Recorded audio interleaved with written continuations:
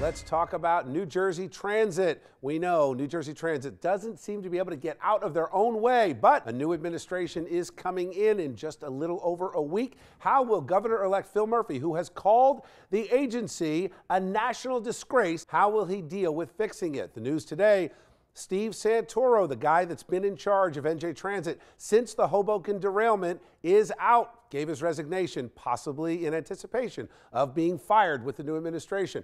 But I want to bring in somebody that probably should be back at New Jersey Transit. His name is Todd Beretta. He was a senior compliance officer at the agency until he was fired. Todd Beretta joins me now. Welcome to Chasing News. Hi, Bill. Thank you for having me. Very good. Let's just qualify who you are and what your backstory is. You were hired as a compliance officer at New Jersey Transit. As the chief compliance officer. Chief compliance officer. So you were the guy that was supposed to look for what was going right, what was going wrong. It was a newly created position. Okay. It was ushered in great fanfare by Mr. Santoro back when they had the initial legislative hearings last in 2016 following the Hoboken accident. Now, they went after you for all kinds of things, saying you were misusing the car and the computers and everything else, but you've contended that a lot of this was you started to expose some of the incompetence that, quite honestly, every commuter in this area knows. I began exposing that in the first week of employment. I have memos documented as far back as my first 2 weeks on the job.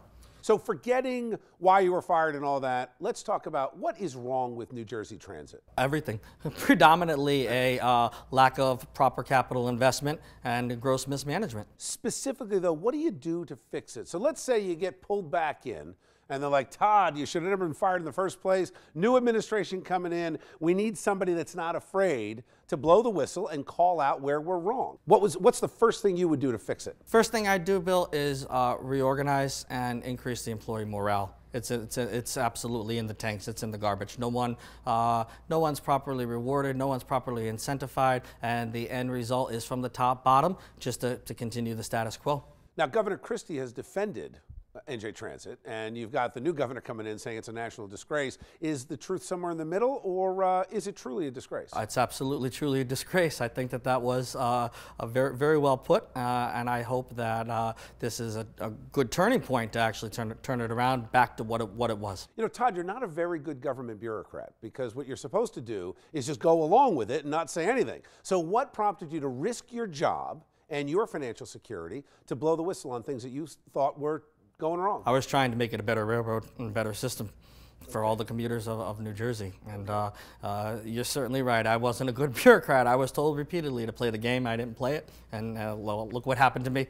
I think you ought to be on that list for New Jersey heroes coming up this year. I hope so. Thank you for doing what you're doing. Keep us posted, and let me know if you get a call from the new guy coming in. I hope so. Thank you.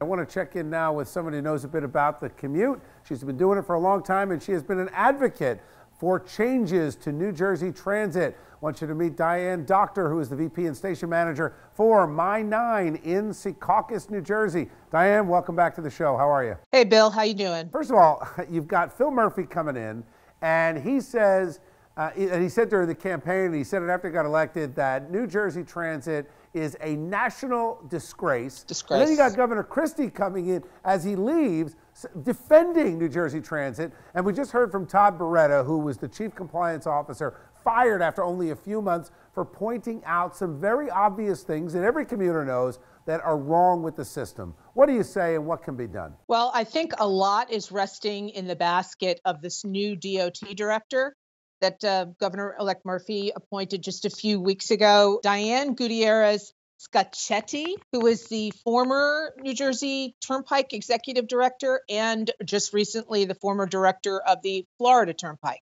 On the surface, she appears to be a bureaucrat, which isn't a good thing for New Jersey Transit, because it's the bureaucrats, as you know, that have run New Jersey Transit into the national disgrace that it's become.